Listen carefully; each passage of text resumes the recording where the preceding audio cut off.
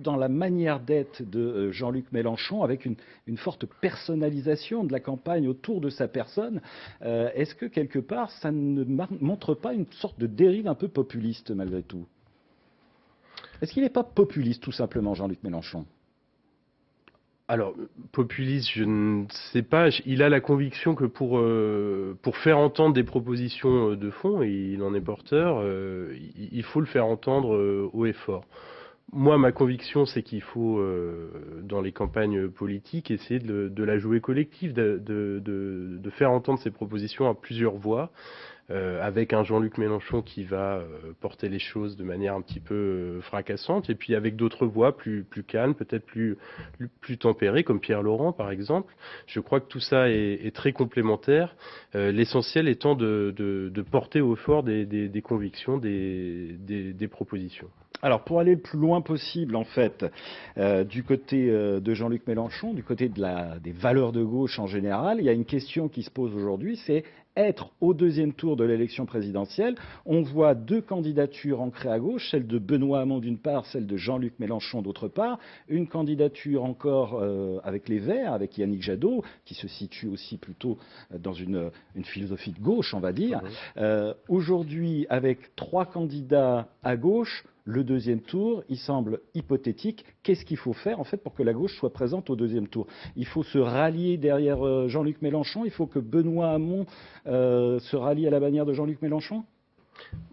L'équation est assez simple. Si aujourd'hui on a trois candidatures à gauche au premier tour de cette élection, le scénario le plus probable est que la gauche soit éliminée et, j'irai même plus loin, anéantie pour les années qui viennent. Si on prend le problème comme vous l'abordez, on risque de ne pas y arriver. C'est-à-dire qu'il ne faut pas prendre le problème par le bout de la candidature. Il faut poser une question très simple, et aujourd'hui des millions de personnes à gauche se la posent. Est-ce qu'il existe suffisamment de points de convergence sur le fond entre ce que porte Jean-Luc Mélenchon, ce que porte Benoît Hamon, ce que porte Yannick Jadot? Au Parti communiste, nous disons que la réponse est oui. Alors, je propose de voir justement en fait une réaction de Jean-Luc Mélenchon, c'était à Lyon la semaine passée, durant son discours, justement sur cette question de l'union possible de la gauche ou pas. Il est assez clair sur le sujet, et des réactions de militants de la France Insoumise. On regarde, on en parle après. Chaque fois qu'on nous tend la main pour nous proposer de faire tel ou tel bout de route ensemble, jamais aucun d'entre nous n'a jamais dit non. Mais il y a une chose à quoi nous dirons toujours non, ce sont les combines, les arrangements, les échanges de parties du programme un peu flous contre des circonscriptions législatives, des postes de ministres en échange de je ne sais quelle amnésie ou amnistie. De tout cela, il n'est pas question. On attend un petit peu de voir ce que propose comme programme Benoît Hamon. Et ensuite, je pense que s'il y a lieu de discuter, ils discuteront. Jean-Luc Mélenchon est parti déjà en campagne avant Hamon. Donc pour moi, non, ça devrait être plutôt Hamon qui devrait se rallier à Mélenchon. Le rassemblement finalement semble difficile entre Hamon, Mélenchon. Aujourd'hui, Jean-Luc Mélenchon n'a pas envie de se rallier avec Benoît Hamon en tout cas.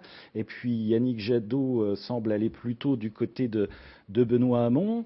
On a entendu dire cette semaine qu'ils avaient tenté, que ce soit Hamon, que ce soit Jadot, de contacter Mélenchon. Il n'a pas répondu au téléphone. C'est une fin de non-recevoir pour Jean-Luc Mélenchon?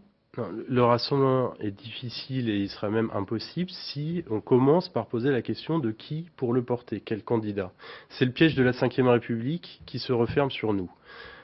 Je constate que Yannick Jadot, Benoît Hamon, Jean-Luc Mélenchon sont contre la Ve République et proposent de refonder complètement nos institutions dans une Sixième République qui mette de côté le présidentialisme, la personnalisation de la vie politique, au profit plutôt des idées, des propositions et de la représentation nationale à la proportionnelle.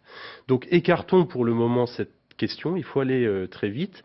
Moi j'ai regardé très attentivement, je suis bien sûr plus proche des propositions et des idées portées par Jean-Luc Mélenchon, mais j'ai regardé attentivement les 3 programmes. Et je constate que sur la 6e République, sur le refus des règles budgétaires imposées par l'Union européenne, sur la transition écologique, sur l'égalité homme-femme et des mesures contre les discriminations, sur l'abrogation de la loi El Khomri, de la loi travail, et sur des mesures immédiates en faveur du pouvoir d'achat, il y a des convergences très importantes possibles. Donc il n'est pas question d'entrer dans des combines, des tambouilles d'appareils, mais de nous rassembler sur l'essentiel, et c'est ce que je viens d'énumérer. À partir de là, la question de la candidature pourrait être posée beaucoup plus sereinement. Il y a des points de convergence, d'accord, mais enfin, il reste aussi la réalité des chiffres. Si on regarde, en fait, les derniers sondages, c'est un sondage Opinionway pour les Échos et Radio Classique, réalisé du 3 au 5 février auprès de 1700 personnes.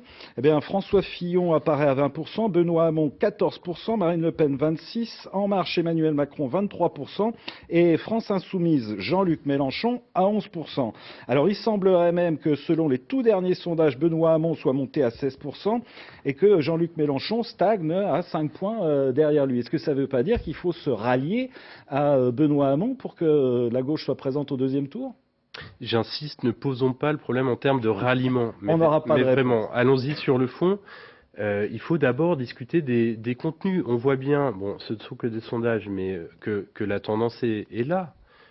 Si nous avons 3 candidatures à gauche dans cette élection présidentielle, la gauche sera éliminée.